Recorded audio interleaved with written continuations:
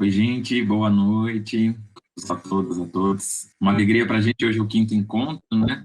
E eu selecionei um trecho que para mim é bastante bonito e acho que tem muito a ver com esse contexto do que vai ser falado hoje, né? Desse lugar do espectador, esse ato de espectar, desse sujeito que se coloca diante de uma criação artística. Então, é um trecho da obra As Cidades Invisíveis, do Italo Calvino. Basicamente, a obra ela vai sendo construída, né, ela vai narrando cidades dentro de um universo fantástico. O Marco Polo vai narrando para o Kublai Khan, que é o imperador, para qual ele trabalha, né, imperador. E aí tem um trecho na parte final, na página 129 desse texto, depois a gente pode compartilhar a referência. Para mim, diz muito respeito a essa experiência do espectador. Então, vou ler para a gente, é bem curtinho. Kublai pergunta para Marco: quando você retornar ao poente, repetirá para sua gente as mesmas histórias que conta para mim? Eu falo, falo, diz Marco, mas quem me ouve retém somente as palavras que deseja. Uma é a descrição do mundo a qual você empresta sua bondosa atenção. Outra é a que coloca os campanários de descarregadores e gondoleiros às margens do canal diante da minha casa, no dia do meu retorno. Outra ainda, aqui poderia estar em idade avançada, se fosse aprisionado por piratas genoveses e colocado aos ferros na mesma cela de um escriba de romances, de aventuras. Quem comanda a narração não é a voz, é o ouvido. E o Kublai responde: às vezes, parece-me que a sua voz chega de longe até mim, enquanto sou o prisioneiro de um presente vistoso e invisível, no qual todas as formas de convivência humana atingiram o ponto extremo de seu ciclo, e é impossível imaginar quais as novas formas que assumirão. E escuto, por intermédio de sua voz, as razões invisíveis pelas quais existiam as cidades e talvez pelas quais, após a morte, voltarão a existir. Leonel Martins é professor do curso de teatro, licenciatura e bacharelado e do mestrado em artes cênicas da Universidade Federal do Acre. Tem experiência como ator, encenador, produtor, cenógrafo e iluminador. É doutor em artes cênicas pela Universidade de São Paulo, possui mestrado também em artes cênicas. Trabalhou em diversos grupos de teatro, é editor de várias revistas. A sua pesquisa atual foca-se na experiência de produção e recepção teatral em Rio Branco. Para nos falar sobre a experiência do ser espectador, nós abrimos a sala do Existimos Por Que Coisa para o professor Dr. Leonel Martins. Leonel, boa noite. Essa coisa aqui é toda sua, fique à vontade. Boa noite a todas, a todos. Quero começar falando que eu estou aqui muito feliz, assim, na verdade eu estava quase querendo fazer uma festa com as pessoas que estão aqui, porque tem gente de vários cantos do país, né, eu vi no chat, muitos eu conheço, alguns faz um tempo que eu não vejo, estou com saudade, o povo de São Paulo, tem gente que é lá de Manaus, que eu vi no início do ano, tem gente que eu vi outra vez em Manaus agora faz um tempo que eu não vejo, né? O pessoal aqui do Acre, às vezes também a gente não consegue mais se encontrar por conta da pandemia. Então eu queria agradecer, começar a agradecer a oportunidade. O Thiago me chamou assim, eu fiquei, tá, falar sobre o quê, né? Falar sobre a minha pesquisa, fiquei pensando um pouco nesse momento da pandemia sobre o que falar e foi muito legal. Eu até cheguei a falar esses dias com o Flávio, com o João, né? O Thiago. Então, eu quero agradecer porque eu acho que foi muito provocador para mim ter que pensar nesse momento da minha vida e da nossa vida coletiva, repensar essa questão do espectador.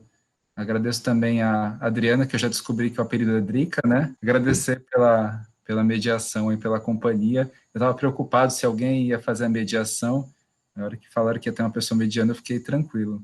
Então, assim, eu preparei hoje coisas para a gente poder pensar e discutir. Eu estou a fim de... A gente conversou, né? Pensou numa meia hora. Não sei se eu vou conseguir cumprir essa meia hora. Vou tentar cumprir para a gente privilegiar esse espaço de conversa. Então, é bem legal se vocês, assim, que estiverem assistindo, tiverem questões, realmente anotar as questões ou já digitar no chat na hora, para depois não perder, né? Que às vezes a gente vai indo na... Eu não vou parar muito a minha fala, porque senão também eu me perco, mas é legal vocês já irem colocando no chat, se eu ver alguma coisa já conseguir responder, eu já já respondo, né? Às vezes a gente está treinando isso ainda, aparece uma questão ali que está dentro do tema que você está falando, você já consegue responder. Então aí é o desafio da live. E essa live mesmo, eu acho que ela coloca aí uma questão sobre o que estamos fazendo, né? É o que isso daqui? Que é um pouco o que o seminário está propondo, né? Que coisa é essa? Eu não sei se isso é um encontro, se isso é uma palestra, que coisa é? Posso chamar de coisa, né? Eu pus lá no meu resumo. Mas essa coisa, que a gente não sabe muito bem como chamar, o pessoal tem chamado de live, é uma coisa que a gente vai ter cada vez mais presente na nossa vida, né? Tá mudando os paradigmas do que a gente chama de espetáculo, por exemplo. A gente está pensando, no meu livro sobre o espectador, eu pensava muito na questão do espectador no teatro. Nunca, não aceitaria, acho que há uns 6 anos atrás, a possibilidade de pensar no espectador que esteja vendo uma live de teatro. Ele está vendo teatro? Eu ia dizer que não. Né? A gente tinha as lives de ópera que ocorriam em cinemas, eu ia dizer que não. Hoje em dia eu já não sei mais não. Já estou pensando. Então tá várias coisas caindo por terra. Enfim, é uma oportunidade muito bacana. Eu queria começar falando um pouco para vocês, para quem não me conhece, enfim, falar um pouco do meu lugar, né, também de fala, que eu acho que cada vez fica mais importante a gente falar sobre esse lugar de fala nosso, né, porque quando você está dentro de uma comunidade pequena, que todo mundo se conhece, já está subentendido, mas aqui a gente está cada vez ampliando mais, né. Então, o meu lugar de fala físico, que eu estou falando, é no Acre. Para quem não conhece, é um lugar maravilhoso, assim, que fica na divisa com a Bolívia, com o Peru, né, tem aquela brincadeira se o Acre existe, né, eu sempre ouço isso, assim, existe, é muito legal. A gente, tem uma brincadeira que eu faço também, que é assim, é bom que algumas pessoas não descubram que o Acre existe, porque daí a gente fica seguro aqui, né? Mas tem muita, quando você fala que você mora no Acre, tem muita ideia, muita mitologia do que tem no Acre, aí tem gente que começa já a imaginar que a gente aqui tem uma vida muito diferente, enfim, estou convidando vocês para começar pensando nisso, o que esse cara tá falando lá do Acre, de uma casa de madeira, onde que ele tá, né?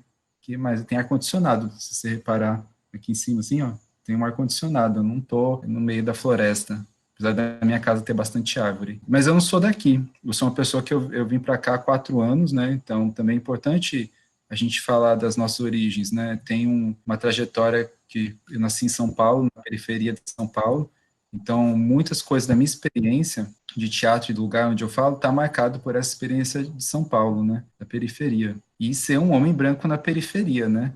É assim, que não é a mesma coisa você ser um homem branco num lugar de ricos, mas tem essa perspectiva, né, para a gente poder considerar tudo que eu estou falando. Enfim, minha pesquisa me propiciou, né, morar em vários lugares.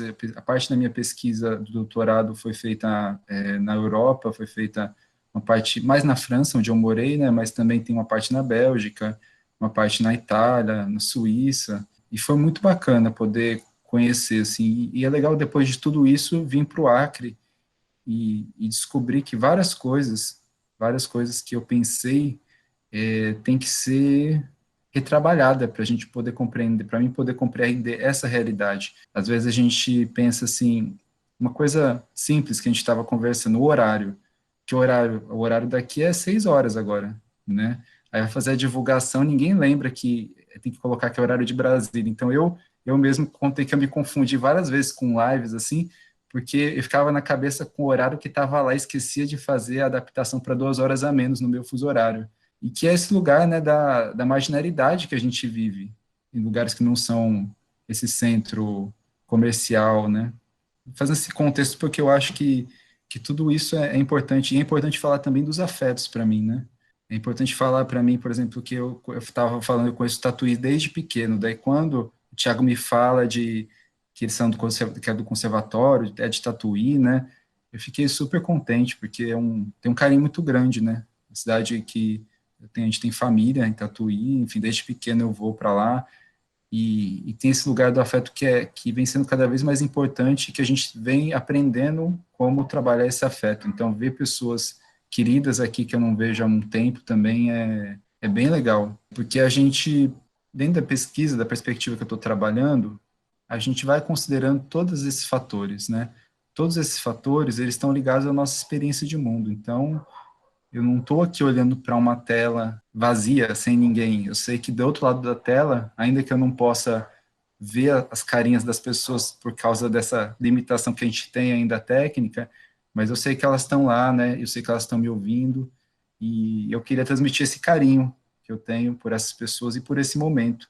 Eu acho que é uma oportunidade que a gente está tendo de, se fosse talvez num seminário, uma jornada mais acadêmica, eu não tivesse esse espaço de falar isso, né? E eu estou sentindo a vontade para poder falar isso agora. Então, estou falando de tudo isso porque a minha pesquisa, a minha questão, né, que eu venho trabalhando há uns bons anos aí, eu acho que mais desde 2012, né, venho trabalhando sobre a questão do espectador, que é uma questão que foi despertada pelo meu trabalho de ator, que eu ficava assim tentando compreender da minha cabeça o que o espectador estava passando pela cabeça dele. E eu vi que não era o suficiente, que eu precisava ir lá, conversar com ele, entender ele, que de repente eu achava que ele estava vendo de uma coisa, ou eu, quanto espectador, via de um jeito e a pessoa via de outro. Então, essa foi uma pesquisa que, assim, mudou completamente minha vida, porque eu fui entendendo o mundo de uma outra perspectiva.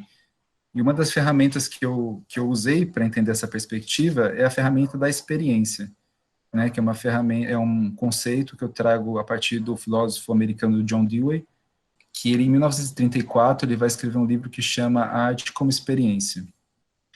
E esse livro, ele é um livro fundamental para a gente fazer o que a gente está fazendo hoje, para a gente pensar o que a gente está pensando hoje. É um livro que ele vai trazer a arte como algo que em si tem uma experiência, e não só uma experiência qualquer, é uma experiência estética, né? E que ele compara a experiência estética ao que ele chama de uma experiência. Para contar rapidinho para vocês sobre esse conceito de experiência do Dewey, eu acho que é importante eu falar que essa experiência para ele está ligada a esse processo de viver no mundo. Então ele fala que toda criatura viva, quando ela está em relação com o ambiente dela, ela está tendo uma experiência. E aí, especialmente os humanos, né? A gente pensa nos humanos especialmente. E outra coisa, então, daí, para a gente entender, a gente está tendo experiência o tempo todo, tá? Mas ele fala, mas tem uma experiência diferente, né? Quando tem alguma coisa que você pode contar, que você tem, assim, uma coisa que você fala, nossa, isso é demais, tipo, ou aconteceu, aí você viu um fato, sei lá, a pessoa brigando na rua, daí você aquilo te marca, ou de repente você achou uma carteira com R$ 1.000 na esquina da sua casa, aquilo de certa forma se diferencia da sua experiência cotidiana, e ele vai chamar essas experiências que se diferenciam, né, pode ser também experiências trágicas, um acidente, uma explosão, ele vai chamar de an experience, uma experiência, ele chama de uma experiência que a gente pode dizer também que é uma experiência significativa. Pois bem, então, ele vai dizer que a arte, ela reúne todos os elementos para estar ali como se fosse análogo, de forma análoga a essa uma experiência. Porque a arte, ela condensa esses elementos da vida significativos de uma forma, né, que você tenha a potência de ser uma experiência significativa. Então, ele vai, com isso, inaugurar uma ideia de que, sim, a arte, ela é em si algo que não é só para distrair, né? A experiência da arte, por exemplo, do teatro, você pega, se falava muito mais da parte da literatura, e, assim, a partir dos anos 50, 60, você vai caminhando para uma emancipação da cena, da encenação, que, de certa forma, é impulsionada por esse livro do Dewey. Então, não sei se muita gente sabe, assim, como que é, mas a Viola Spolin é completamente influenciada pelo Dewey, né? Então, toda a teoria de jogos teatrais é influenciada pelo Dewey. A arte e educação, Ana May Barbosa foi lá nos Estados Unidos e trouxe essa visão da arte e educação para quem é professor, arte e educador, a partir do Dewey. Inclusive, ela tem um livro sobre isso, né? Ela cita sempre, a partir dessa ideia da arte como experiência, né? Do aprender pela experiência. Também tem outras, por exemplo, a performance também, né, para quem conhece o Alan Caprow, ele começou a fazer os happenings na década de 60, não anotei a data aqui, mas, assim, os happenings são inspirados na ideia do Dewey, de fazer a arte como experiência. Então, já, por si só, a experiência bastaria, e ele vai investir nisso. E eu, pensando na minha pesquisa, percebo que o teatro contemporâneo, a performance, cada vez mais tem investido nessa dimensão da experiência do espectador. virou até uma moda, né? A gente pode, assim, dizer, todo mundo quer... E daí você começa a pensar em experiência do espectador. Dentro da minha pesquisa, as pessoas já colocam diretamente uma questão relacionada a um teatro que a gente pode chamar de mais imersivo, interativo, enfim, tem alguns nomes para isso. Que é aquela cena contemporânea que você, de repente, está caminhando no espaço junto com os atores, e daí você não tem a dimensão do que é exatamente a realidade, ou do que é encenação, ficção. Mas não só nesse ponto a gente tem acesso à possibilidade de ter uma experiência significativa. E eu trouxe isso um pouco na minha pesquisa, trabalhando com um encenador que chama Romeu Castellucci.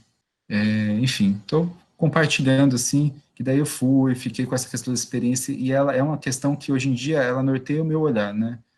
Esse viver essa experiência, porque a experiência ela não é só uma coisa visual, ela é algo que pega a nossa sensação. Estou falando do Dewey também, ele fala disso, né? O sensual, o sensorial, os afetos, tudo isso gera experiência.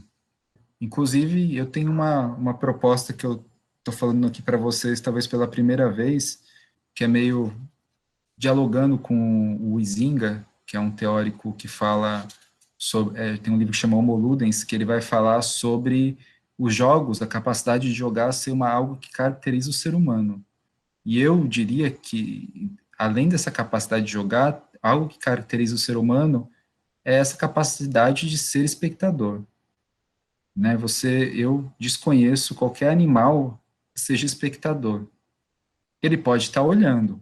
Estar olhando é uma coisa, né? Ele está observando algo que acontece, mas esse ato de espectar, esse ato de ser espectador, é algo que é muito humano.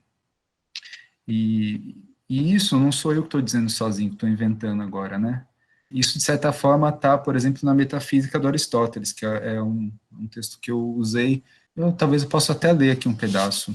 Por natureza, seguramente, os animais são dotados de sensação, mas nuns a sensação não gera memória, e noutros gera-se. Por isso, esses são mais inteligentes e mais aptos a aprender do que os que são incapazes de recordar. Então, sensação, memória, primeira parte. Daí ele continua.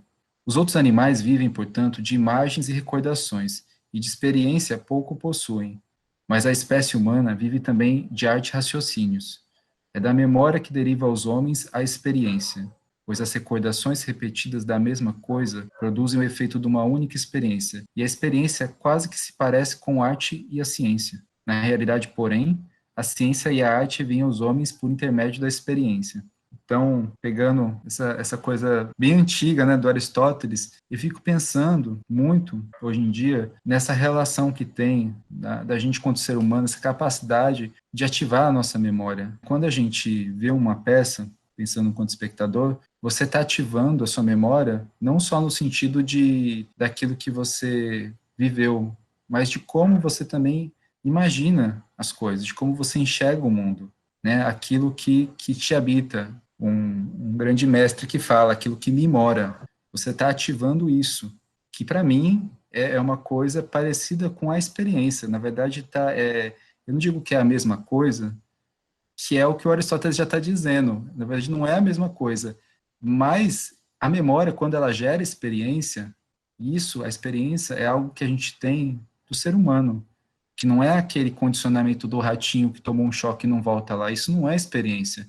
Isso é algo que a gente, na neurociência, chamaria de talvez uma memória implícita, mas isso não chega a ser uma experiência. A experiência é que traz esse conhecimento da ciência, da arte, né, para a gente. É o que traz através da experiência, da nossa experiência que vai ser intermediada pela nossa atenção, pela nossa memória, pela nossa imaginação, que a gente pode chegar a ter consciência das coisas. Então, para mim, é até difícil de falar porque tem uma complexidade por trás desses fatores que eu estou operando para poder falar do espectador, mas que se eu não falar também é difícil. Aí, enfim, falei tudo isso, eu quero fazer uma pausa para deixar isso operando na memória de vocês. Vou falar só o William James, que é vamos dizer, o mentor do John Dewey, ele tem uma frase que é assim: só se aprende a patinar no gelo no verão.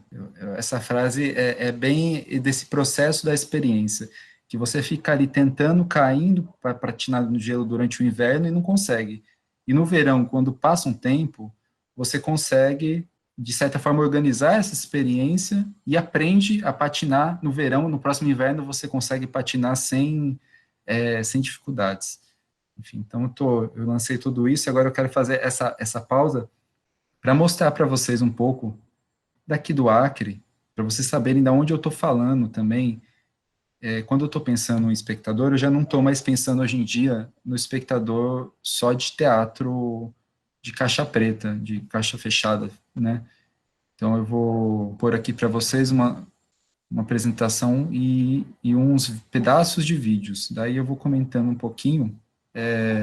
Então, eu vou mostrar para vocês, né? Vamos voltar lá ao início. A experiência tem essa dimensão de que a gente faz as coisas de uma forma não muito linear, né? A gente vai aprendendo através de sucessivas voltas que a gente vai dando em espiral, e a gente vai aprendendo, passando sempre pelo mesmo lugar e aprendendo um pouquinho mais a cada...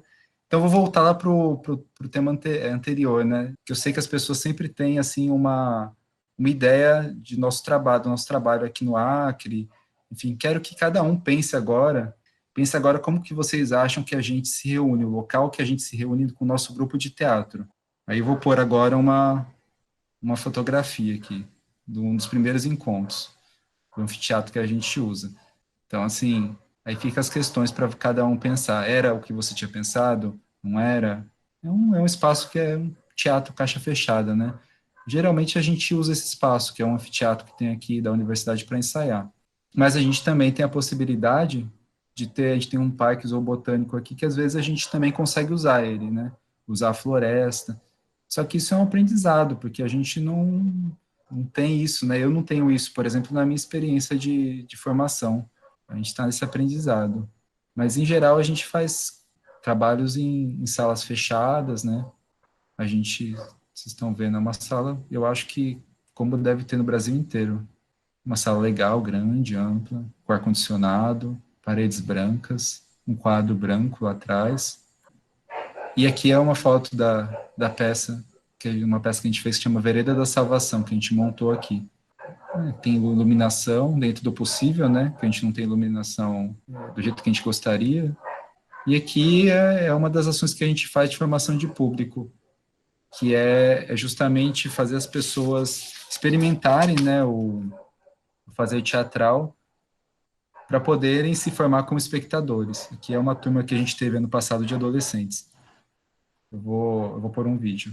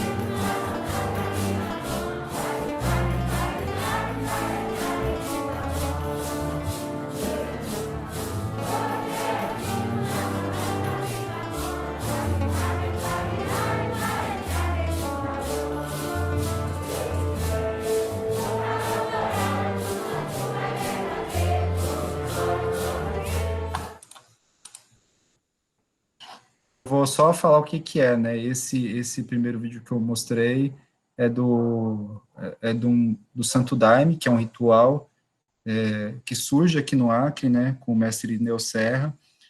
Enfim, eu vou explicar depois por que eu estou mostrando isso.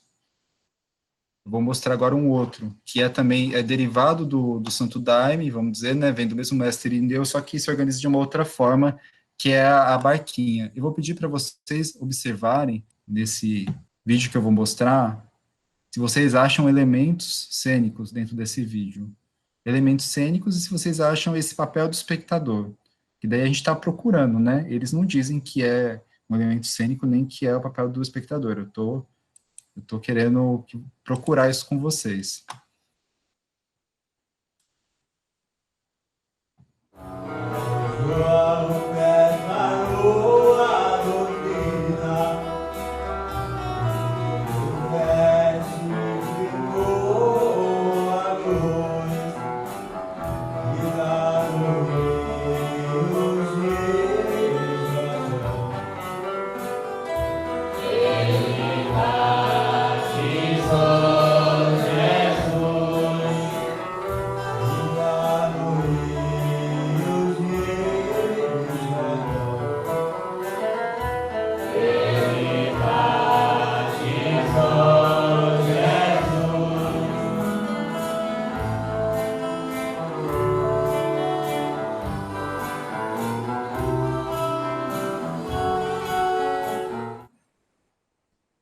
Vou agora pro terceiro vídeo. O terceiro vídeo agora é um vídeo que eu vou mostrar para vocês É um vídeo bem curto, que é então, o primeiro é do Santo Daime, né, vem do Irineu Serra, mas não é o Alto Santo, que não é o original. O segundo, não é o original, assim, o que originou, né, nesse sentido. O segundo é a Barquinha. O terceiro que eu vou mostrar é de outra religião que surge também no Seringal do Acre, né, que é da União do Vegetal. Mostrar são apresentações curtas, para a gente poder discutir depois, a partir disso, uma coisa que eu quero puxar.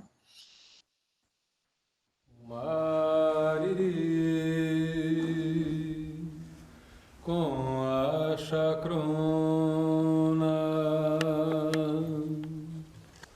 em união é quem nos conduz,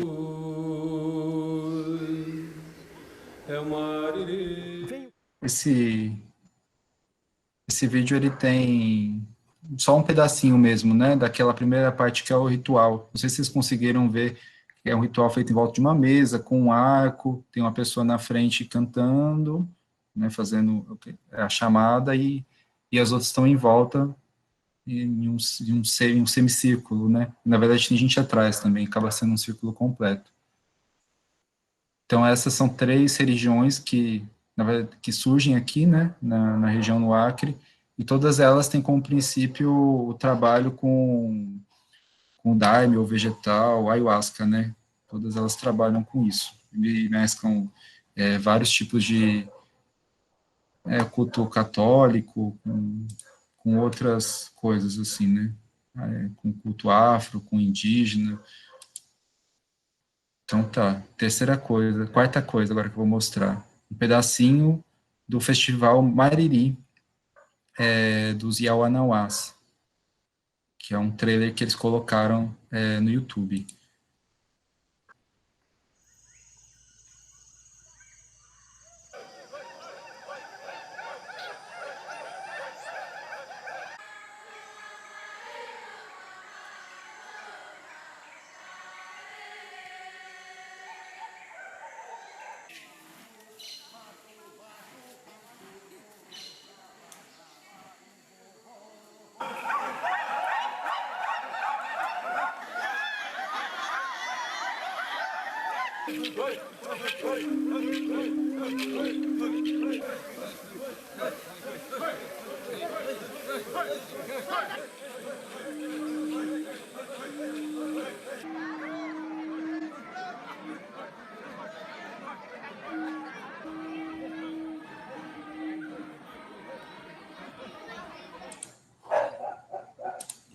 E o último vídeo que eu vou colocar para vocês é um vídeo do Kachanawa, são os jogos Festa dos Legumes, seria a tradução mais correta em português, segundo eles, né? Eu não sei o Tchecuim, que é dos Runicuins aqui do Acre também. Tudo isso que eu estou mostrando são coisas daqui do Acre, algumas que acontecem em Rio Branco, outras não, né? Rio Branco na capital, onde eu estou.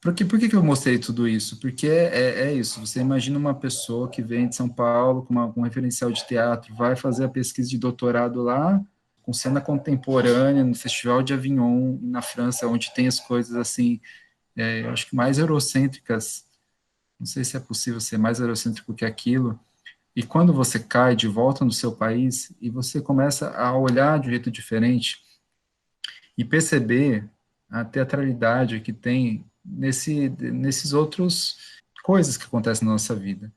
Então, é a experiência nossa como espectador, eu diria que grande parte da experiência das pessoas aqui no Acre estão relacionadas, os indígenas a gente não tem, assim, esse contato com eles aqui na capital, né?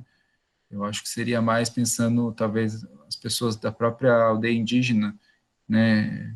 Tem uma conversa que eu falei, vocês conhecem teatro? Eu não sei o que é teatro. A gente começa a explicar, falar, a gente faz isso. Quando eles começam a entender, a gente tem um aluno nosso que é indígena, está fazendo mestrado com a gente, e ele fala assim, eu agora estou entendendo, isso aí que eu faço lá na aldeia, o Katianawa, é um tipo de teatro, ele tem uma parte que ele tem uma encenação, tem uma parte que é jogos, brincadeiras. Então, para falar que essa questão aí da teatralidade, eu comecei a perceber que ela está muito, na verdade, no olhar de quem está olhando, do espectador. Eu, por exemplo, quando eu vejo esses vídeos, eu vejo sempre aquelas figuras que estão fora do que está acontecendo, estão experienciando como espectadores. E para mim, quem está dentro são participantes. E que às vezes, as pessoas que são participantes, elas estão dentro por um momento e fora outro. Isso é para dizer que eu fiz toda aquela volta, a gente viu o Dio e fui lá para fora do país, e para voltar e ver aqui que, por exemplo, os índios, eles aprendem pela experiência. Só que eles não têm o Dewey para escrever ali isso, né? Mas é assim, num desses vídeos aqui você vê o menino vai plantar o milho, ele está com um terçado, com um facão, e sozinho, ele sabe cortar. Ele aprendeu a cortar. Como? Copiando os adultos, né? Junto, pela experiência. Então, eu acho que essa dimensão da experiência em algumas comunidades, especialmente nas indígenas, é muito mais integrada do que na nossa sociedade. E daí eu tenho que fazer uma tese para dizer que a pessoa, quando vai no teatro, foi o que eu fiz, ela não está indo no teatro, não está fora da experiência de vida dela. Aquela ida ao teatro está contemplado dentro da experiência de vida dela. Então, cada pessoa vai ter uma experiência daquela peça diferente. Se as pessoas forem do mesmo grupo social, tiverem algumas coisas próximas, talvez elas tenham experiências mais próximas. E foi um pouco disso que eu consegui ver na minha pesquisa.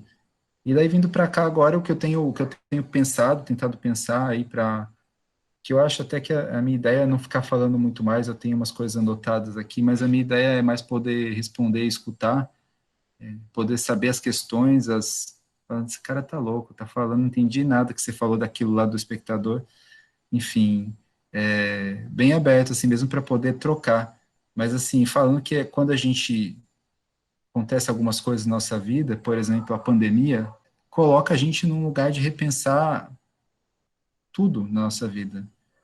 Então, assim, reabrir para as possibilidades que você já tinha se fechado, né?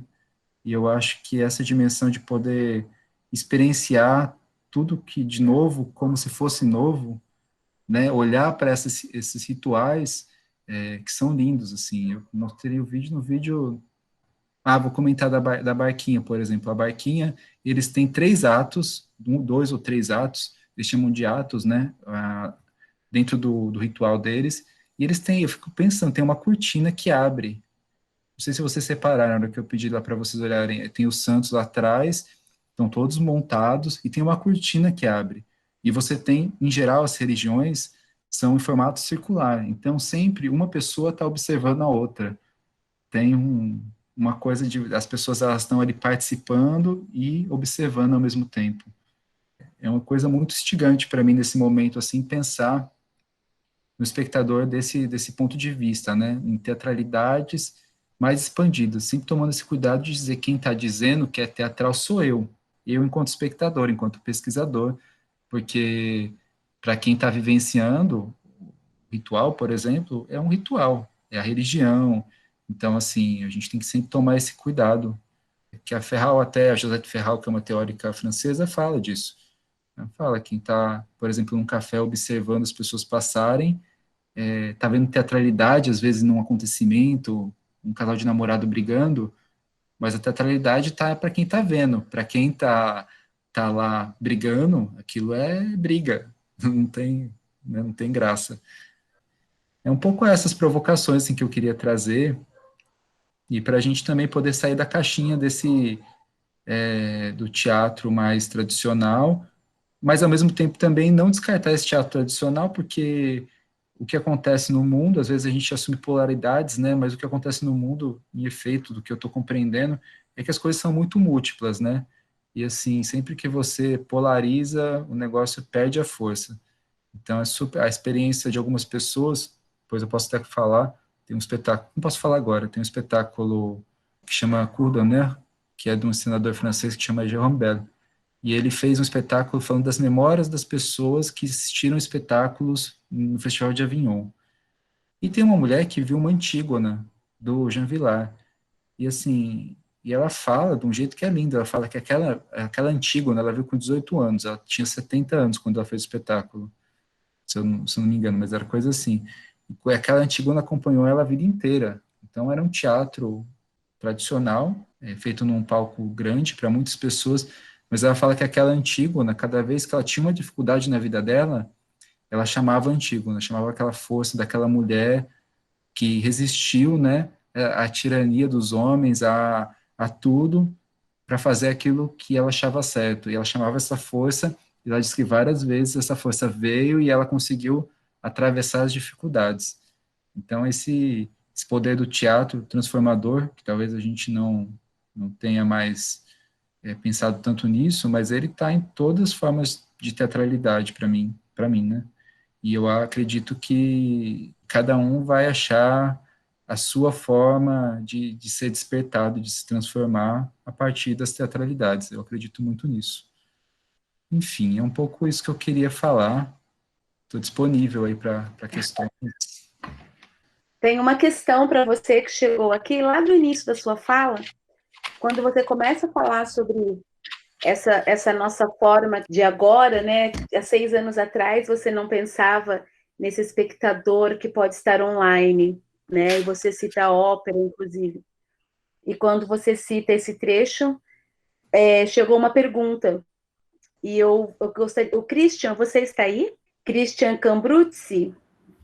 Recentemente, principalmente nesse momento da pandemia, aí, muitos dos trabalhos de teatro eles foram sendo adaptados ou então foram sendo criados para essas tecnologias que a gente tem hoje, né? O próprio Google Meet que a gente tem aqui e principalmente o Zoom.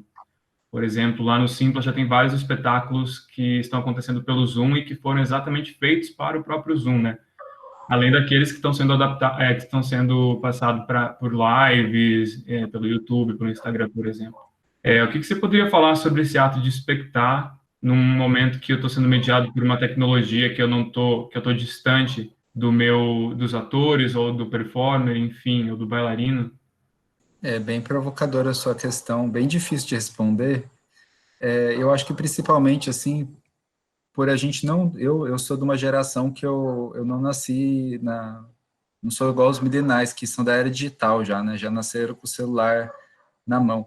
E eu acredito que para mim, a experiência, eu ainda tenho alguma dificuldade de vivenciar essa experiência como eu vivenciaria uma experiência física, mas eu estou dizendo ainda. Eu acredito que com essa pandemia, e especialmente também para as pessoas que já são pessoas digitais, né, os milenais, que a gente chama, que nasceu depois de 2000, eu acredito que vai daqui a um tempo ter, no final, pouca diferença. Eu vou te dizer, assim, sinceramente. Acho que hoje em dia a deficiência que a gente tem mais é de não saber produzir, como produzir teatro para esses meios, né? Então, assim, a gente vai ter que ter uma pesquisa. Mas eu já vi, por exemplo, antes disso tudo, um trabalho do Stefan, esqueci o nome dele, do Rimini Protocolo, que é um alemão, mas que faz várias coisas no Brasil aqui, e era um trabalho que acontecia meio na Argentina, meio na Alemanha, meio em São Paulo, né? E você via várias partes da peça digitalmente. Só que o que tinha de diferença? A diferença é que a gente estava juntos no mesmo lugar assistindo a peça. Então, a gente tinha esse senso de comunidade. Porque, para mim, assim, uma coisa que está na minha pesquisa, que vem muito do meu trabalho com a Marie-Madeleine Mervon-Roux, que é uma teórica bem legal lá da França, que trabalhou sobre o espectador, é essa ideia de que o teatro tem uma função social. O Elie Conixon, que foi o orientador dela, diria a função dramática, que é essa função da gente estar todos reunidos ali. Por exemplo, diferente do cinema, que você vai no cinema, mas você está, de certa forma, isolado. E quando você é espectador de teatro, é uma comunidade pequena que se forma. Inclusive, me lembrei de uma coisa aqui que está na tese, que não sei se vocês sabem, mas uma das palavras para espectador é theoros, em grego. E essa palavra theoros, o theoros em grego, era uma pessoa que saía de uma cidade e ia ver a peça num festival em outra cidade, e ele voltava depois para a cidade de origem dele, para a comunidade dele, para contar a experiência da peça. E, de certa forma, nesse jeito, ele validava a peça que ele foi ver. Então, desde o início da Grécia, isso é o Nicolas Davey que fala, né? Desde o início da Grécia, você tem essa figura do espectador que é fundamental, né? Da presença dele, da validação. Eu acho que a gente... Aí é um pensamento, eu acho, do que eu estou sentindo, assim, nesse momento, que a gente vai passar por profundas mudanças e que, sim, vai ser possível, a gente vai descobrir, né? Meu grupo de teatro já fez várias experiências, a gente já está com 6 vídeos gravados, assim, de experiências teatrais, umas coisas muito doidas que a gente está fazendo. Eu acho que é possível. Assim, é o que eu te falei, há uns anos atrás, eu seria o primeiro a dizer, isso não é teatro. Mas eu estou repensando isso, porque, assim, a nossa sociedade, as redes sociais, elas estão tendo um peso cada vez maior na nossa vida e na forma da gente se relacionar. Então, se a gente consegue se relacionar na rede social, por que não? A gente pode ter um teatro, essa telepresença pode ser é uma coisa que influencia a nossa vida.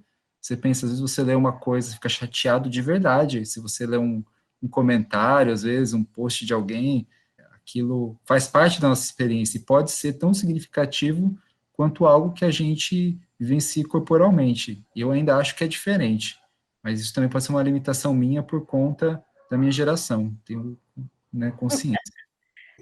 Eu queria avisar os amigos que estão na sala que algumas perguntas eu mesma farei e outras eu chamarei algumas pessoas, né? Rai, você está aí? Ok. Leonel, prazer te conhecer. Eu já entrei em contato contigo por e-mail um tempo atrás. O Narciso Teles me apresentou a tua pesquisa e uma honra estar falando com você. A minha pesquisa era sobre o vídeo que você mostrou, acredito que tenha relação com a tua pesquisa também. Essas apresentações, né, dos vídeos, em pequenos cortes, me remeteu muito aos rituais, né?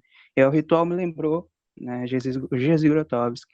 Aí eu queria saber se existe alguma semelhança, alguma aproximação com aquilo que Grotowski buscava no final da pesquisa dele, que ele deixou de lado, né, o espectador e começou a se reunir com os atores. Basicamente sobre a não existência do espectador, não que o espectador ele não exista, mas ele não existe enquanto espectador, ele está inserido dentro do ritual. Né? Quando a gente pensa em ritual, não existe o expectar, existe o participar, o estar dentro. Vou começar da relação que tem dentro do ritual. Né? O ritual, quem está participando do ritual, ele pode ocasionalmente, e é engraçado, isso tem a ver com uma coisa que o Elie Conixon, que eu citei anteriormente, ele é um professor que ele estuda história medieval francesa. E ele vai falar dessa retomada do teatro na França na época medieval, que ele fala que tem uma ruptura entre a Grécia e esse teatro. Não é o mesmo teatro que a gente faz hoje em dia, o grego. Tem uma ruptura para o Conixon. E nesse teatro, quem começava a fazer eram as pessoas tipo mais burguesas, vamos dizer, né? O início da burguesia, e elas faziam para elas mesmas. Então, elas eram as pessoas que estavam fazendo, e quando elas sentavam, uma fazia a personagem, voltava, sentava, elas olhavam. Então, tinha como se fosse nos jogos teatrais, nessa dimensão do espectador meio flutuante. Em relação aos rituais, eu percebo, assim, que aí quem está vendo a teatralidade sou eu de fora, né, do ritual. E porque tem as pessoas que estão de espectadores do ritual também. Por exemplo, na barquinha, você tem pessoas que não são da religião e que vão lá só para poder fazer uma consulta, para poder observar. E, em geral, você vê que elas ficam, às vezes, mais observando mesmo, né, como espectadoras.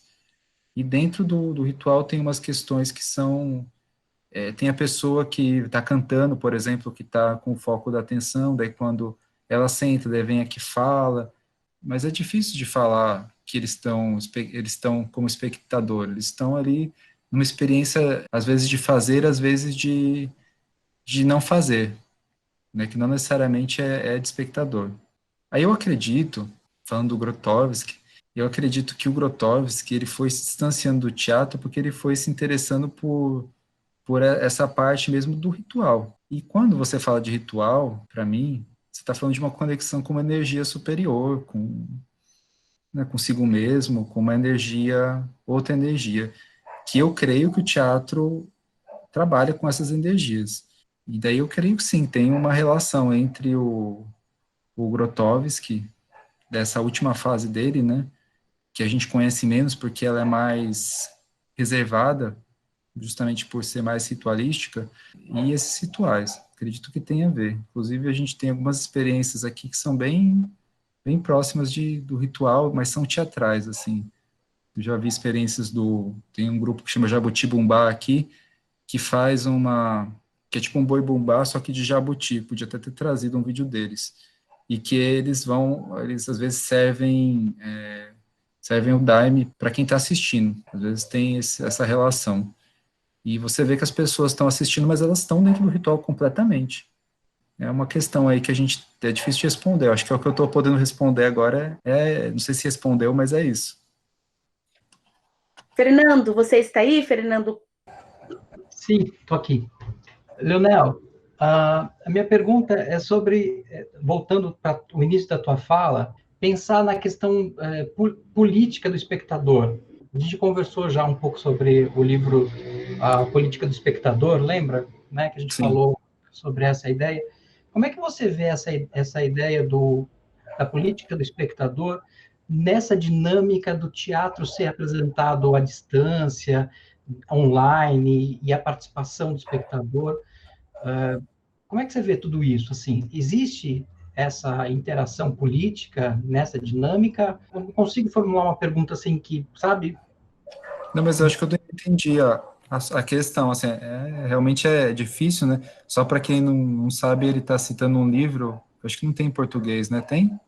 Não, ainda não. É Políticas do Espectador, do Oliver Neveu, né? É isso, né? O nome. Tem Isso lá mesmo. na tese, tem de referência também. Que ele vai falando dessa dimensão política do ser espectador, né? Para resumir, assim.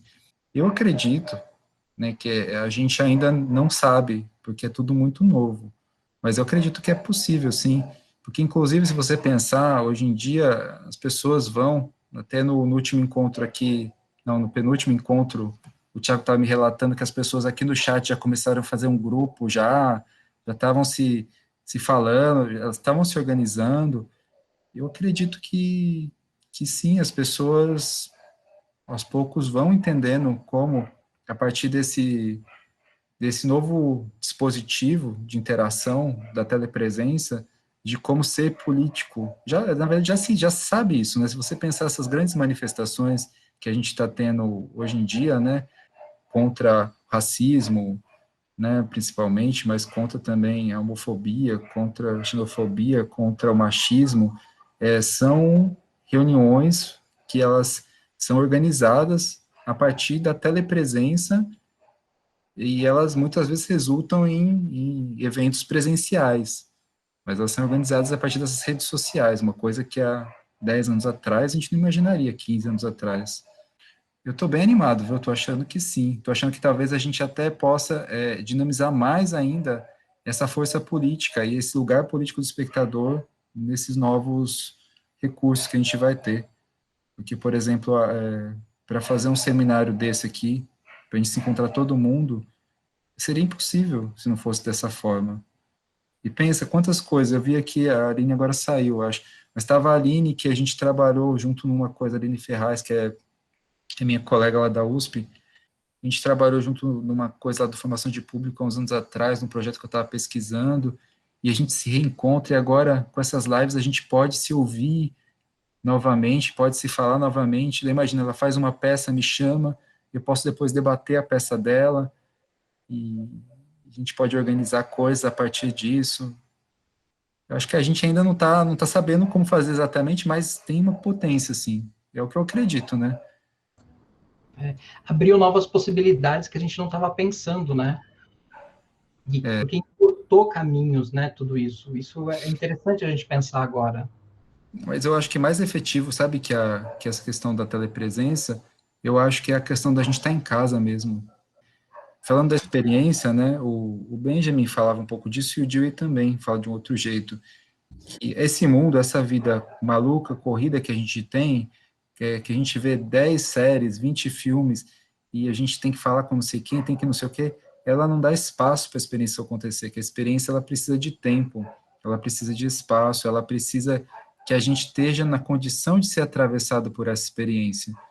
E eu penso assim que até talvez mais do que os recursos informáticos, eu penso que é esse momento dessa nova percepção do mundo que a gente pode ter, isso vai propiciar a gente ter essa entrada política, sabe, como espectador. E, por exemplo, eu posso ver um espetáculo seu aí. Você está em Santo André? São Bernardo, tem São Bernardo. É, São Bernardo, então. Está em São Bernardo. Se você fizer um espetáculo com seus alunos, São Bernardo, com seu grupo, eu consigo ver daqui. E eu não conseguiria antes. Então, assim, tem também isso, né? Tem muitas questões que às vezes nem vale a pena levantar agora, porque assim, existe essa novidade, né, do online, a gente consegue aproximar e a gente consegue também não alcançar algumas pessoas que ainda não têm o acesso online. E isso, eu penso muito, eu tenho o pezão no teatro de rua, assim, né? Eu penso muito naquelas pessoas que têm o acesso, de repente, porque tá ali, né? E ela para assistir essa coisa da cultura popular, que é uma coisa também que berra muito em mim, e a pessoa vai para os festejos, né? Hoje é São João, né? E aí que, de repente, também algumas coisas acabam se distanciando do presencial justamente por causa do online. Mas a gente nem vai entrar nesse fator agora. Mas foi uma coisa que me ocorreu aqui. Eu falei, nossa, a gente aproxima o distante e pode distanciar também o que está muito próximo, né? Mas, assim, a arte não para, né? Ela não morre, assim. Então, tudo vai se ajeitar, né? Enfim, sigamos. Eu acho, Rodrigo, que uma coisa não descarta a outra e nem é melhor que a outra. É um problema que eu tenho, que como na minha formação, assim, foi muito passado que o teatro contemporâneo, por exemplo, numa parte da minha formação, né? Uma parte foi bem teatro popular mesmo, manifestações populares, né? Uma parte da minha pesquisa de iniciação era só sobre isso. Mas depois eu entrei numa outra formação, que foi uma formação que falava muito que o que era bom era o contemporâneo, era essa coisa de fora, e eu nunca acreditei muito nisso, mas a gente fica inserido, né, e a gente passa a agir dentro dessa estrutura, né, dentro dessa estrutura, que é uma estrutura que é eurocêntrica, que é machista, que é homofóbica, que é racista, enfim, tem todas essas coisas. Então, mesmo que a gente não queira, a gente está dentro dessa estrutura e a gente tem que reconhecer isso para poder modificar. E daí eu acredito que essa estrutura tem uma hierarquia entre os teatros. E talvez agora seja o momento da gente realmente ver que não tem essa hierarquia, né? Talvez o teatro de rua é a coisa que vai fazer mais falta por um tempo. Enquanto a gente não puder ter aglomeração, eu estava falando com meus amigos do teatro de rua daqui, tipo, a gente não teve o Festival Matias, não sei se você conhece, que é um festival tradicional daqui, teatro de rua, que é da rede, né? O pessoal daqui é da rede, do teatro de rua, e não consegue fazer. Faz uma falta para a gente. Eu acho que é o momento da gente ver também, não só essas possibilidades novas, mas como faz falta algumas coisas que a gente tem, tipo teatro de rua, tipo se abraçar, sair para tomar um copo, uma cerveja depois da peça. Essas coisas fazem falta para a gente, porque é a dimensão social do teatro. Né? Dificilmente a pessoa vai no teatro sozinho, mas a gente que é artista, né, que às vezes quer ver uma peça específica, mas as pessoas vão para o teatro com um ato social. E era assim desde sempre, né? Estou falando isso baseado na minha pesquisa. E você vê que as pessoas iam para o teatro também para se mostrar, Por exemplo, eu estou estudando agora umas passagens do Rio de Janeiro, quando, no primeiro momento que o teatro se instalou no Rio de Janeiro, tinha alguns teatros, e ir para a peça teatral era o presente do Dom Pedro II. Uma coisa maluca.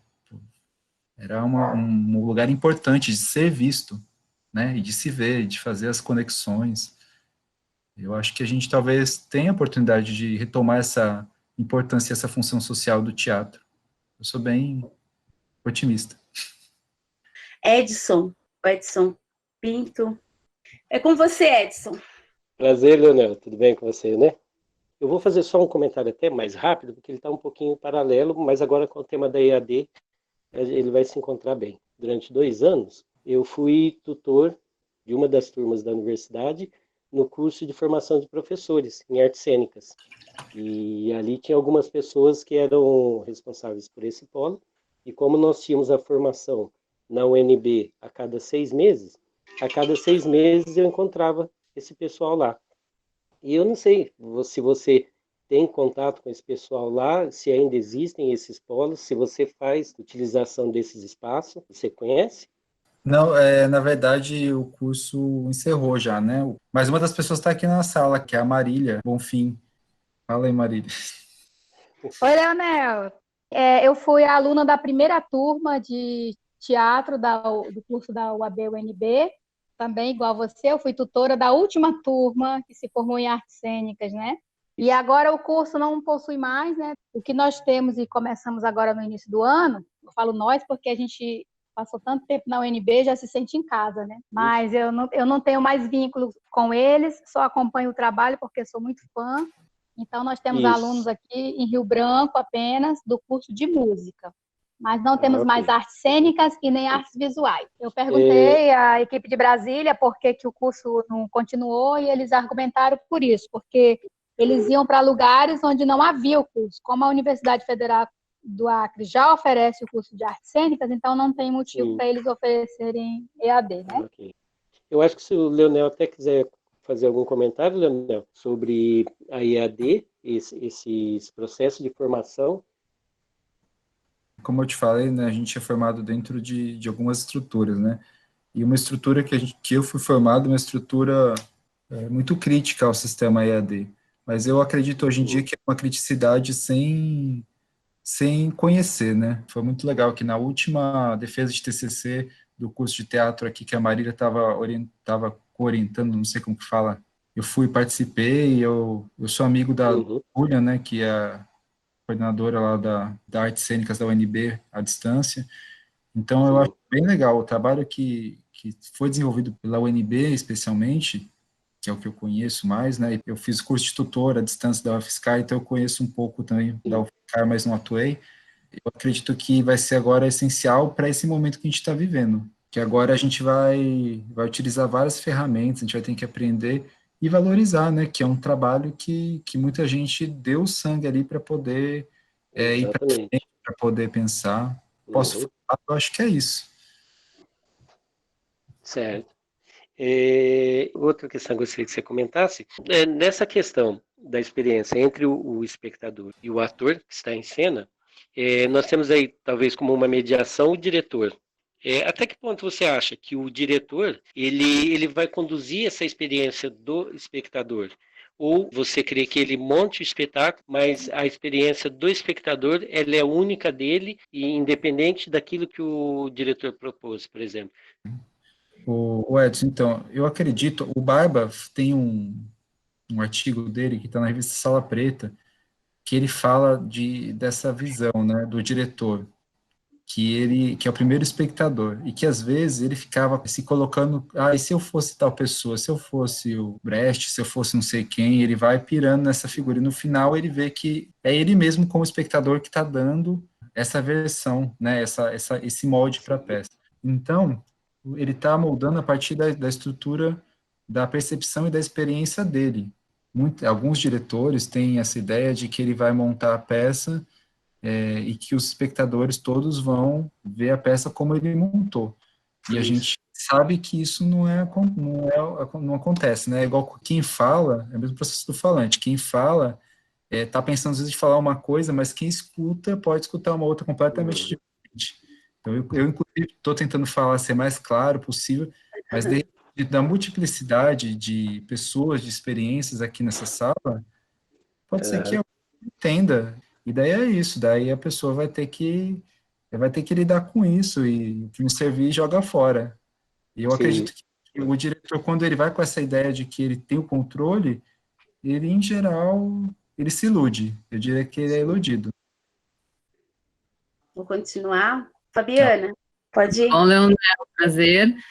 Então, quando o Edson falou sobre a EAD, né, eu estou como uma novata como professora na UNB, passei em concurso há pouco tempo, então faz 3 meses, inclusive durante a pandemia, estou tendo mais proximidade, né, com a questão, também fazendo curso de tutoria, do Moodle e várias coisas assim. Aí eu percebi um pouco essa diferença, e é o que a gente comenta muito, tanto que agora a gente tem uma nova turma de EAD que está entrando, de licenciatura em teatro, mas nós não temos como dar aula, porque ela é semipresencial, né? Ela não é somente EAD, ela necessita, a cada 15 dias, tem encontros com um tutor ou com que vai de cada disciplina, né, Edson e Marília? É legal encontrar vocês aqui, inclusive, porque antes de eu trabalhar com a EAD, eu nunca tinha imaginado que eu trabalharia num curso, inclusive trabalhando com teatro de formas animadas, que é a minha área, dentro de uma EAD. Mas eu vejo que tem muitas possibilidades hoje, só que é uma coisa diferente, né? Não é uma questão... É diferente do que a gente está fazendo agora remotamente. Porque o remoto, a gente está dando um jeito de trabalhar em cima do que a gente tem, né? Agora, tu vai dar uma interpretação teatral, agora tu vai dar uma interpretação teatral mediando com essa tela, né? É diferente de você estar presente, vivo, com corpo, com suor, com tudo que a gente necessita no teatro. Então, era só esse ponto, assim, que eu queria dizer, que não, mesmo sendo EAD, é muito difícil, assim, vai ter novas possibilidades. Então, eu posso fazer algo que seja, por exemplo, como o Leonel falou, né? Eu posso assistir um espetáculo que você está criando lá do outro lado do Brasil, eu estou aqui no Sul agora, em função da pandemia. Então, eu posso ir lá no Acre assistir o espetáculo que ele está criando com os alunos dele, e a gente vai usar essa ferramenta para eu poder assistir o que você está fazendo lá. Isso é legal, né? Que a gente está visualizando isso que a gente não tinha antes, porque a gente não prestava atenção, né? Nisso, estando em casa. Eu acho que aí entra também um pouquinho nessa questão da experiência, né, Leonel? Porque, assim, quando eu não fazia nada na EAD, eu não tinha ideia, eu só sabia o que falavam. Então, existia uma experiência do que falavam. Agora, eu estou tendo uma experiência, né? Ainda não tem a ligação diretamente com os alunos, porque não começaram as aulas, mas a gente já está se programando mesmo sem saber como vai ser muito bem. E aí, isso aqui, por exemplo, está sendo toda essa experiência para ver se funciona, né? Depois que você falou do Stefan, eu lembrei de um exemplo que trabalha com a mídia, que é do professor André Carreira, que ele fez um espetáculo onde eram 2 atrizes e um ator. A atriz ficava aqui em Florianópolis, o ator estava no Chile e o outro na Argentina, se não me engano. Aí era uma história criada dramaturgicamente, onde eram casais, né? Um era rival do outro, a menina, a mulher era a que estava no meio de tudo, só que tinha o espectador presente na sala, então ela estava interpretando nessa tela, mas aqui atrás tinha espectadores, tinha o público. A mesma coisa no Chile e a mesma coisa na Argentina. E aí se fazia presente aquela energia do público com ela, interpretando com o que estava acontecendo na tela, né? Já é diferente ainda do Stefan, né? Do que ele faz lá no Cargo Sofia, enfim, naqueles outros todos que ele trabalha. Então, assim, possibilidades mil, né? Para a experiência que a gente tem. E a gente tem que aproveitar isso, né? Agora. Exato. Sim. O Tiago Leite, ele também está escrevendo sobre o espectador. E ele tem uma pergunta e eu gostaria de chamá-lo neste momento. Tiago. Oi, gente. Eu de novo. Eu queria agradecer, né, as palavras do Leonel, aí, todo o que ele foi contando para a gente, mostrando. Também é muito legal poder ver esses contextos e essas realidades que ficam no nosso imaginário, né, de inúmeras formas, e a gente acaba, às vezes, não tendo a dimensão específica, e acho que essa questão desse lugar do espectador e desse exercício que ele realiza, quando ele tem a dimensão que ele está realizando, que ele está nessa posição, é um ponto, para mim, pedir para que você comentasse, né, porque me parece que é isso, a gente é espectador a todo momento. Quer dizer, será que a gente é espectador a todo momento? Porque também se a gente o fosse, talvez a gente ficaria louco, em paranoia, né? Porque tem várias implicações do exercício de estar espectador no que diz respeito a uma temporalidade específica, no que diz respeito a um estado de atenção, né? E o quanto essas especificidades que estão envolvidas no papel do espectador, como a gente opera com elas, né? O quando eu sei que estou, quando eu não sei que estou. Então, eu queria que você comentasse um pouquinho sobre isso. E uma outra questão, que aí é um gancho para um outro ponto, que é assim, ao longo de muito tempo, talvez, o espectador não tenha sido alvo de discussão em cursos de formação de atores e atrizes. E me parece que esse tipo de discussão, de estudo sobre esse estado de espectador, ele traz implicações para essa formação do artista também. Porque é isso, eu posso trabalhar com a formação de atores e atrizes, talvez desconsiderando esse processo criativo do espectador, esse processo de reconfigurar a obra, né, de ser esse parceiro da criação e não alguém que engole aquilo que estão dando, né? E então, como você trabalha com formação de artistas aí, eu queria que você comentasse também essa ponte. Quais as implicações na formação de atores e atrizes, o espectador ser um ponto de discussão e um ponto de estudo? Bem legal, é bem provocador. Eu acho que eu vou começar pela primeira, a questão que você coloca. Eu acho, assim, que a gente não é espectador o tempo todo. Mas a gente pode pensar numa divisão, tem me ocorrido, assim, de pensar numa divisão que às vezes a gente está atuando, às vezes a gente está como espectador. A gente está muito operando entre esses dois polos, né? A gente opera muito. Tanto que você tem até a teoria dos atores sociais, né? Que é da antropologia. O Evelyn Goffman, por exemplo, ele vai falar dos quadros da experiência social e ele vai falando de como a gente enquanto atores, né? Mas daí é uma expansão da palavra do ator e do espectador para a vida cotidiana, que eu acho que é perigosa às vezes, porque se tudo é atuação, se tudo é espectador, a gente não consegue mais dar um tilt na hora de analisar, né?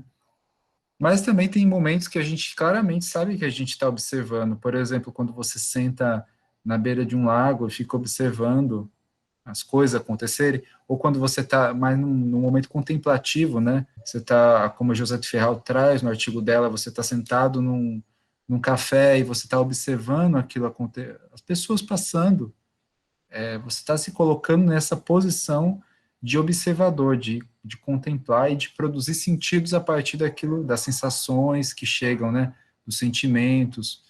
Então, eu acho que a gente não é espectador o tempo todo mesmo, mas quando a gente é espectador, a nossa experiência da nossa vida cotidiana, ela está agindo também.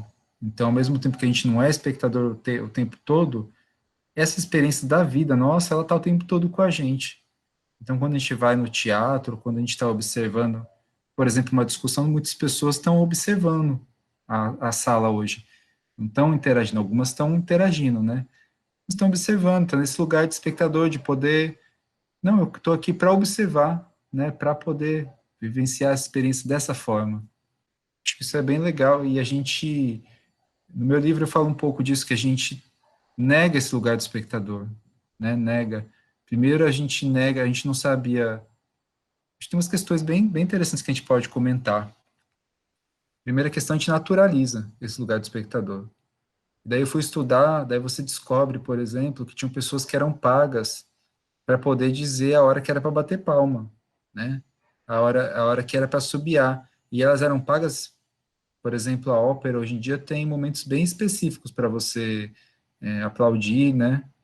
E as pessoas não sabiam, então elas foram educadas através dessas pessoas que eram os claqueurs, que são as pessoas que eram contratadas para levar uma gangue de gente lá, e daí eles davam risada, e daí falavam, a gente precisa de alguém para animar, para a peça ser um estouro, então contratavam fulano lá que vinha com mais não sei quantas pessoas, eles ganhavam geralmente ingressos e comida, e eles ficavam lá, tipo, combinava com o diretor, em tal momento você vai bater palma, em tal momento eu quero que você ri. Então a gente foi aprendendo, né, esse lugar do espectador que a gente tem como naturalizado, do silêncio da sala. Isso tudo é uma construção social e é recente. E acho que é um problema a gente não discutir isso num curso de formação. E eu acho muito doido que a gente faz um curso de formação de atores, mas a gente não faz um curso de formação de espectadores, né? Que é o que você está um pouco pesquisando, né? A gente pensa nessa dimensão, mas como que a pessoa vai ser ator se ela não sabe ser espectador? Eu fico vendo aqui, na minha experiência como docente, você recebe um aluno que não tem uma experiência com um espetáculo, mesmo teatral, e daí na hora de ele atuar, como que ele vai atuar? Qual que é a experiência que ele tem de atuação?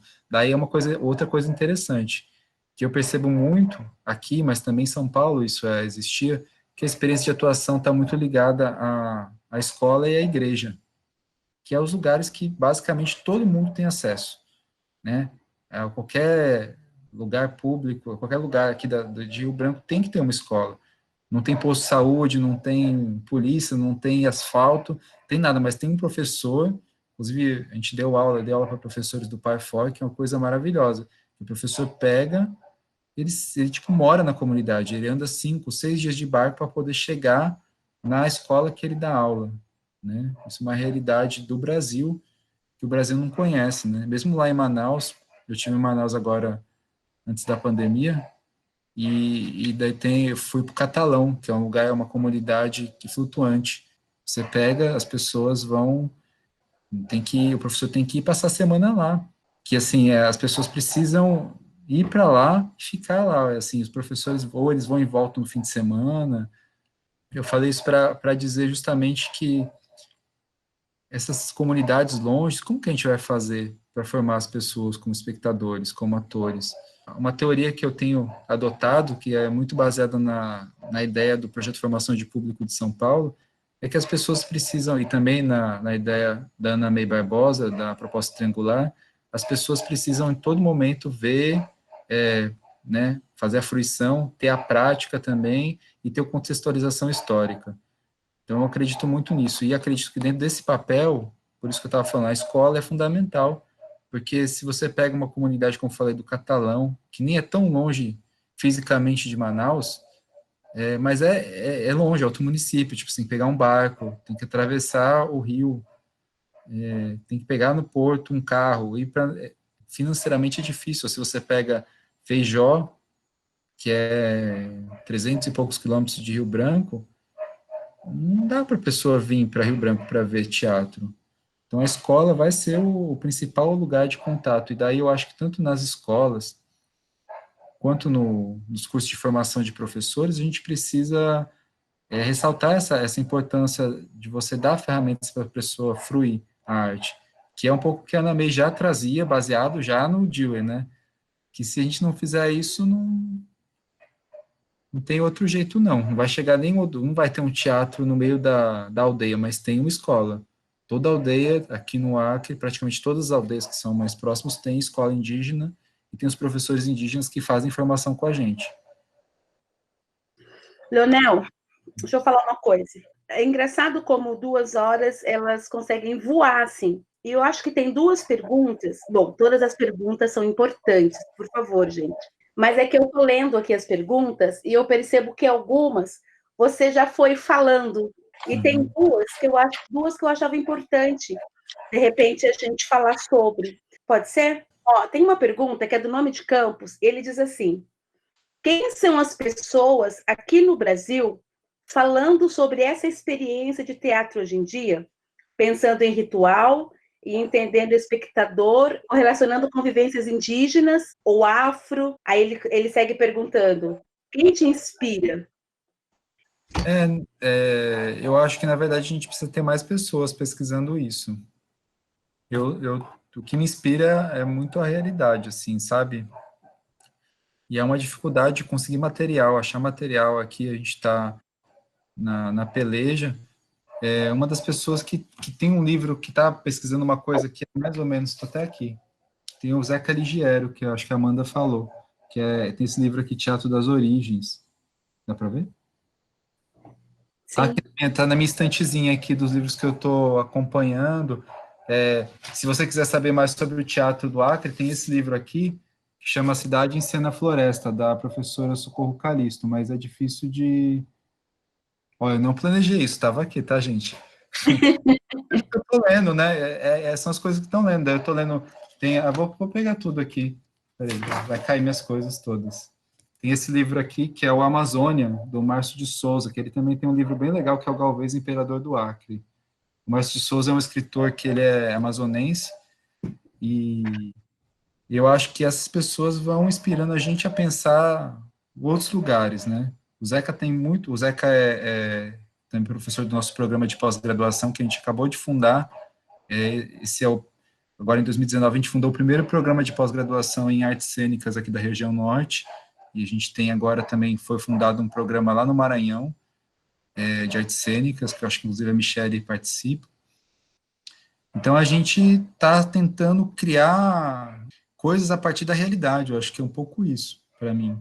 E o que me inspira é essa realidade, é ver as pessoas, tipo, é ver o Jabuti, é ver o pessoal tocando, é ver esses rituais, né? Falar com os indígenas, ver eles cantando, conversar com eles. Eu acredito nessa coisa pessoal, é o que tem me inspirado, assim. E daí a gente vai lançar um livro em breve sobre o teatro no Acre, que as pessoas vão contar um pouco dessas experiências também, as pessoas daqui, né? Tem outra pergunta aqui, que é Luvel Garcia, que diz assim: Leonel, eu concordo contigo nessa questão da experiência, mas tem autores que falam da existência de um regime escópico que ordena as nossas vidas, incluindo o nosso olhar. Ou seja, a maneira com que a gente enxerga o mundo faz parte do ordenamento libidinal em função do capital. Como você acha essa relação entre a experiência e esse regime escópico? Eu acho, assim, eu estou numa perspectiva, Luvel, agradeço a sua pergunta, agradeço aí que você está aí, provocando, né? A gente sempre nessa troca bem legal. Eu acredito que a gente não... Estou no momento de tentar unir as coisas, sabe? De ficar menos pensando... Porque, assim, tem jeitos de falar sobre a mesma coisa. Para mim, o conceito de experiência do Dio, ele é bem completo, mas é para mim, né? É a forma que eu consegui personalizar isso, como eu estou entendendo o mundo. E essa forma, ele vai falar muito que a experiência se dá na cultura, né? Só que o conceito de cultura dele é, por exemplo, diferente do conceito de cultura, sei lá, do Teixeira Coelho usa. É um conceito de cultura mais ampliado.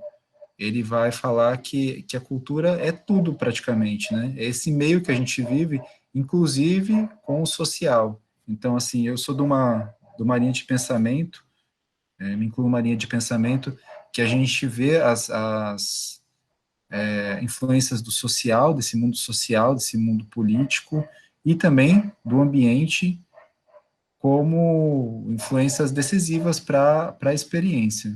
É como eu penso, né? Luvel, você está aí? Quer abrir seu microfone? Oi, Leonel, tudo bem? Você me escuta? Eu gostei muito das suas colocações, né? Eu acho bem interessante.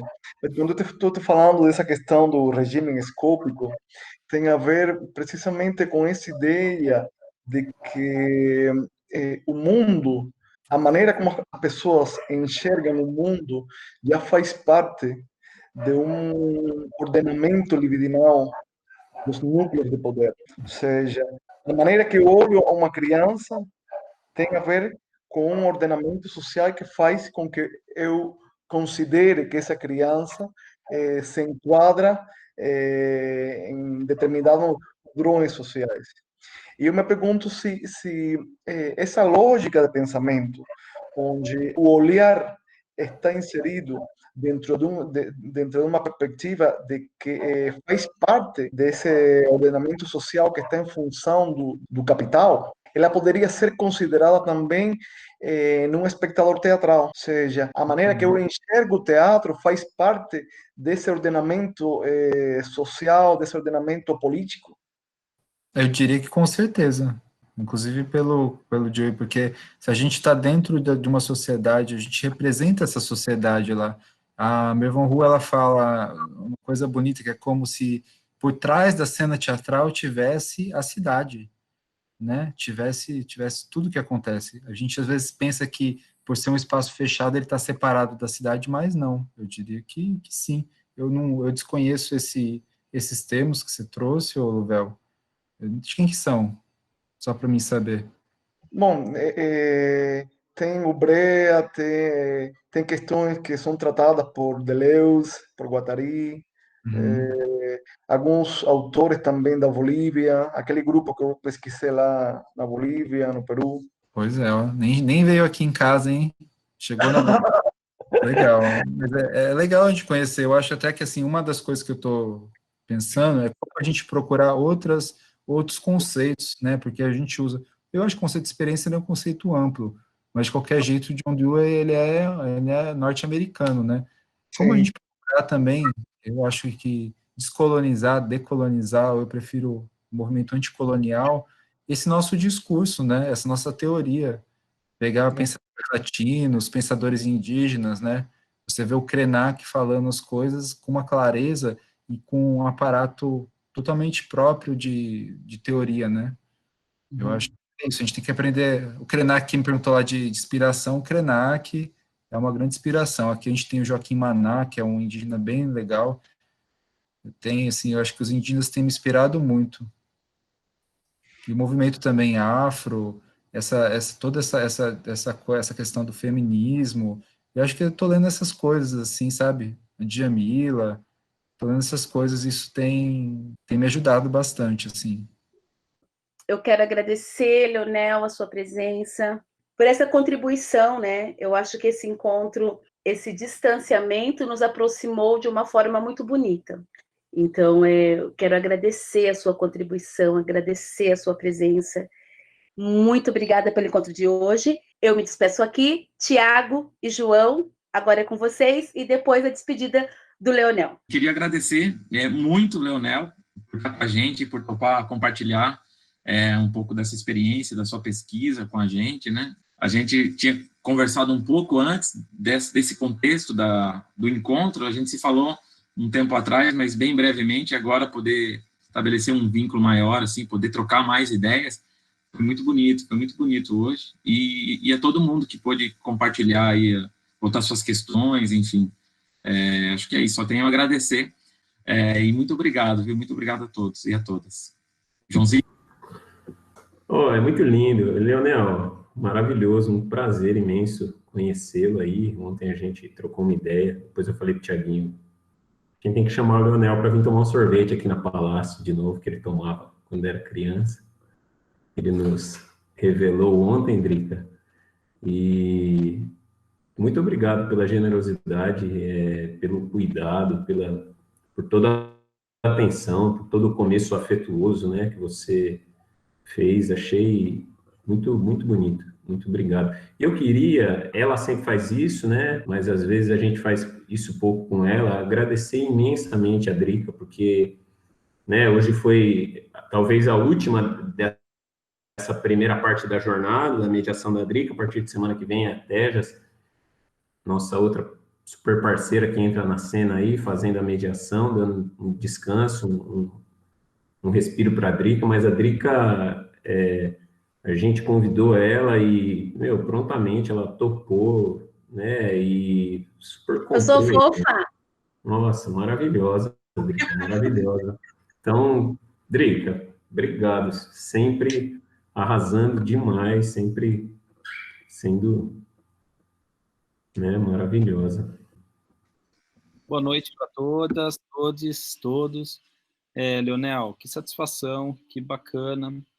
Eu acho que, né, tem todas as questões, todas são questões, né, mas para mim toca muito o fato de a gente ter contato com essa cultura do norte do país, de uma região onde a gente até brinca, conversando, né, parece que a gente se sente no centro do mundo, né, estando em São Paulo a gente acha que está no centro do mundo, e a gente muitas vezes reproduz, não só acha, como reproduz esse pensamento, né.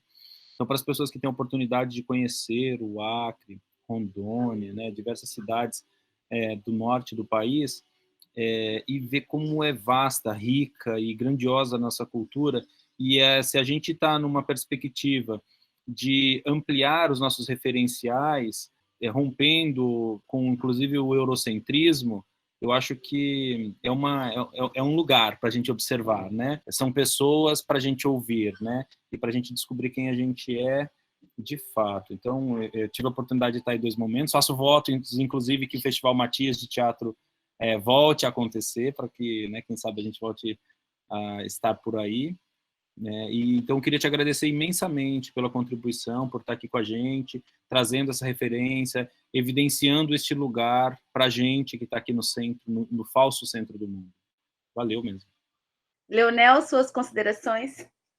Eu queria falar isso para você, agradecer você, Odrica, eu gostei muito da sua mediação, começar por você, agradecer toda a equipe também, que assim, eu falei, é muito inspirador, sabe, ver que é possível, né, que é isso, a gente pode fazer um seminário, uma jornada? Pode, vai ser do jeito que a gente conseguir fazer, ficou muito legal. Inclusive, eu ia perguntar se a programação tinha sido pensada, porque eu vi a Cris falando e achei que tinha tudo a ver. Eu vi o vídeo depois gravado, né? Não consegui acompanhar no dia.